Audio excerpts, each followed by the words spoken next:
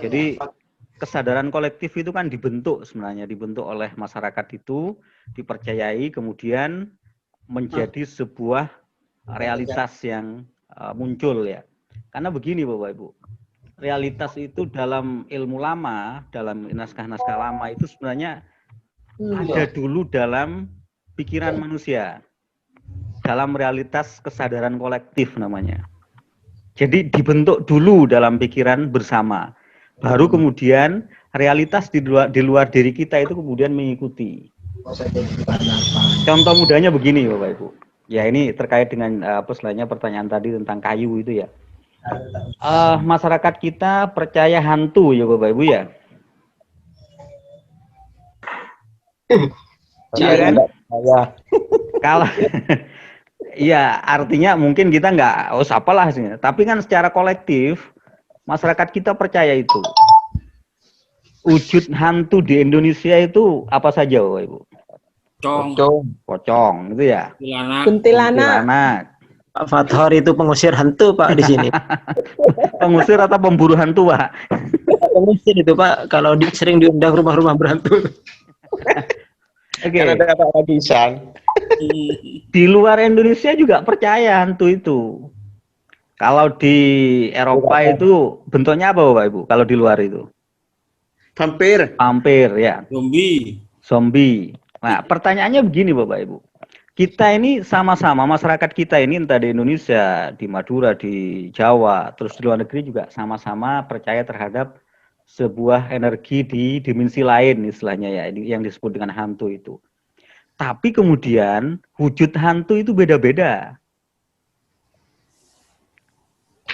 Kalau kita jalan-jalan di luar kemudian ada orang yang menyerupai vampir, kira-kira kita takut atau tertawa Bapak Ibu? Ya kalau disampang tertawa Pak. Tertawa. Ya tertawa Pak. Karena kesadaran kolektif kita itu tidak membentuk, tidak meyakini, tidak tersugesti dengan bentuk vampir. Nah, orang-orang di luar kita di Amerika juga sama. Kalau mereka lihat pocong, lihat kuntilanak ya tertawa. Jadi sama-sama kita, masyarakat kita, manusia itu mempercayai hantu, tapi kemudian visualisasi yang muncul itu berbeda-beda.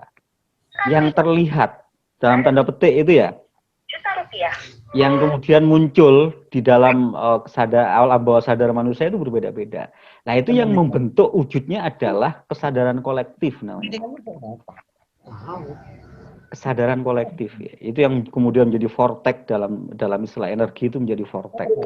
Nah ini yang kadang-kadang kita tidak aware, tidak sadar terhadap kesadaran kolektif itu. Dan kemudian istilahnya dianggap sebagai sebuah mitos belaka. Tapi sebenarnya di balik itu ada simpul-simpul ilmu yang terkait dengan fisika kuantum, tentang energi, tentang istilahnya teori relativitas misalnya, bahwa kesadaran kolektif itu membentuk realitas di sekitar kita. Nah, ini yang tidak kita sadari. Nah, itu Pak, kaitannya dengan itu adalah bahwa kalau kita percaya atau ikut dalam pusaran energi kesadaran kolektif itu, maka suatu saat kita akan mengalami sesuatu yang diyakini bersama. Misalnya tentang kayu itu tadi gitu ya. Tentang kayu yang dijadikan sebagai alat mengukur kuburan macam-macam. Bisa saja kita ada dalam pusaran energi itu. Dan kita kemudian terpapar energi itu. Kecuali memang kita tidak percaya atau ada di luar energi pusaran itu. Contoh kecil ya. Di Jogja, Bapak Ibu pernah ke Parangtritis? Pernah Pak. Kalau ke sana tidak boleh pakai baju apa Bapak Ibu? Hijau, gitu ya? Hijau. Kenapa Bapak Ibu? Temannya itu Lor. Kalau hijau Pak, katanya jadi temannya Nyi Roro Kidul. Ditarik ke laut. Kalau pakai baju hijau itu apa istilahnya? Itu dianggap menyaingi Ratu Kidul. Ratu Iya, makanya kemudian bisa kena. Lah kalau misalnya kita itu ada beberapa mahasiswa yang pernah camping di sana itu, kemudian mencoba melanggar gitu ya. tapi dia tidak sepenuhnya yakin dengan kontradiksi pikirannya itu. Dia masih ragu, bener nggak? Akhirnya itu keseret beneran ya, untung selamat gitu kan. Jadi sebenarnya energi itu terbentuk dari realitas kesadaran kolektif di masyarakat kita yang kemudian bisa kita tangkap dari visualisasi alam bawah sadar kita. Nah, ilmu lama itu sudah seperti itu, Pak Ibu. Sudah memahami itu. Makanya kemudian kayak Sunan Derajat misalnya, dan murid-muridnya itu kalau ngajari, pikiran logisnya itu kemudian dikecilkan dulu, diminimalkan dulu. Jadi biar tidak terlalu logis pikirannya. Karena itu yang akan kemudian menjadikan seseorang terkonek atau terhubung dengan energi yang sama dengan para sunan itu. Dan ini berlaku sampai sekarang. Misalnya di Madura itu kalau mau belajar ilmu tertentu gitu ya, ilmu kebal, ilmu sakti itu kan harus menjalani beberapa laku gitu Pak Bu ya. Bisa puasa, bisa ngerawat, tidak boleh puasa mutih misalnya. Harus tidur seperti apa. Ya.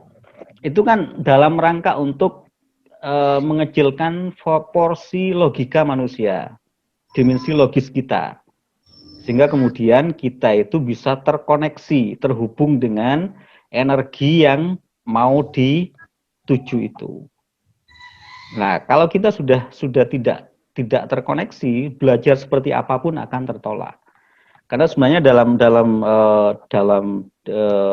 universe, dalam ilmu energi, ilmu kuantum itu, semesta ini adalah seperti harddisk besar ya Bapak Ibu ya. Harddisk besar tempat semua data tersimpan.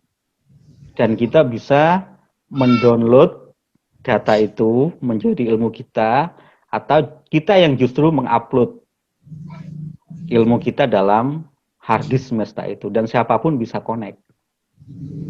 Nah itu namanya kemudian menjadi kesadaran kolektif, kesadaran bersama. Contoh kecil, kalau Bapak Ibu menyebut nama seseorang, itu sebenarnya kecil atau besar, kita sudah terhubung dengan orang itu. Walaupun orangnya sudah tidak ada atau meninggal. Makanya kemudian dalam agama itu kita ditekankan untuk selalu menyebut nama Nabi misalnya. Karena kita terkoneksi dengan memori, energinya Nabi itu. Karena itu tidak pernah hilang dari semesta, dari dunia ini tidak pernah hilang. Dan itu kemudian terkoneksi. Nah, kalau kita menyebut nama Via Valen misalnya, ya kita terkoneksi dengan energinya Via Valen itu gitu kan. Nah, ini yang kemudian tidak kita sadari, bahwa sebenarnya ada realitas kesadaran kolektif di sekitar kita, dan kadang-kadang kita tidak mampu keluar dari situasi itu, dan realitas yang kita hadapi kemudian seolah-olah tidak bisa keluar dari rutinitas yang seperti itu. Misalnya sial-sial terus gitu kan. Kalau nasib apes terus itu kan. Nah itu sebenarnya pusaran, vortex namanya ya. Itu dulu Pak. Silakan kalau ada yang lain. Nanti saya